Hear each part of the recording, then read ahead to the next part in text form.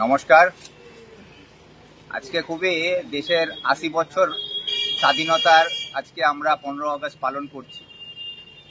তার মধ্যে দেশের যে আমাদের স্বাধীনতার জন্য যারা বলিদান দিয়েছেন, আজকে যাদের বলিদানের পরে আমরা দেশ স্বাধীন দেশে পতাকা উত্তোলন করতে পারছি বা এই দেশের গণতান্ত্রিকভাবে আমরা বেঁচে থাকার অধিকার পেয়েছি, তাদের সম্বন্ধে আমি দেখছি কিছু লোক তাদের উল্টো পাল্টা আবল টাবল মন্তব্য করছে।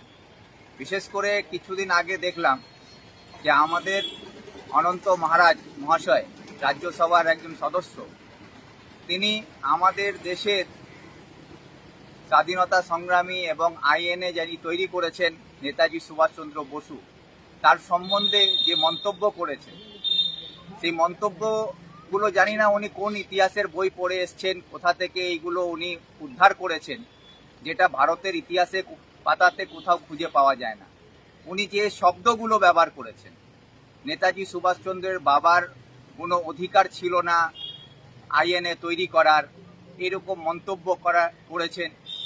উনি আবার বলেছেন কোচবিহারের মহারাজ নাকি হিটলার এবং আইএনএকে হারিয়ে পুরো পৃথিবীকে স্বাধীন করেছেন। এই সব মন্তব্য করে নিজেকে বড় করতে গিয়ে দেশের স্বাধীনতা সংগ্রামী নেতাজি সুভাষচন্দ্র বসুর মতন ব্যক্তিত্বকে ছোট করে নিজেকে বড় হওয়া যায় না।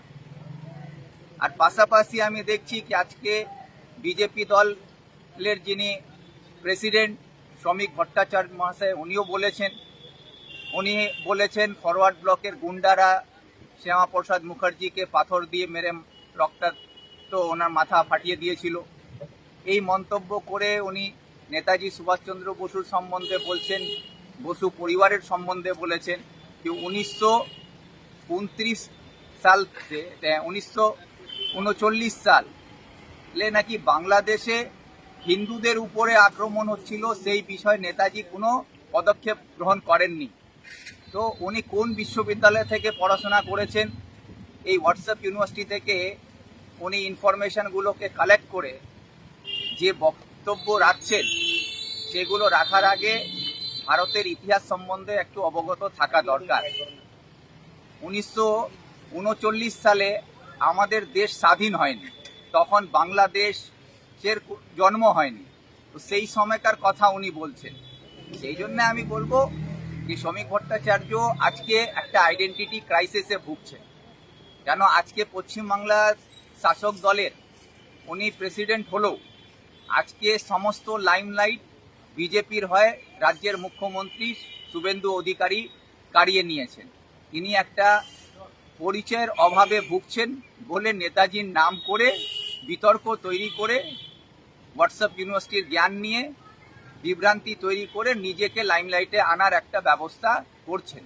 এই যে সস্তা রাজনীতি করে আমাদের দেশের মহাপুরুষদের, দেশের স্বাধীনতা সংগ্রামীদেরকে অপমান করে যে লাইমলাইটে আসার চেষ্টা করছেন, এটাকে আমি নিন্দা জানাই এবং এর প্রতিবাদ জানাচ্ছি। এবং আমাদের রাজ্যের বাঙালি হিসাবে এবং দেশবাসী হিসাবে নেতাজির অপমানকে দেশ মেনে নেবে না। আজকের যুব সমাজ এটার প্রতিবাদ করবে।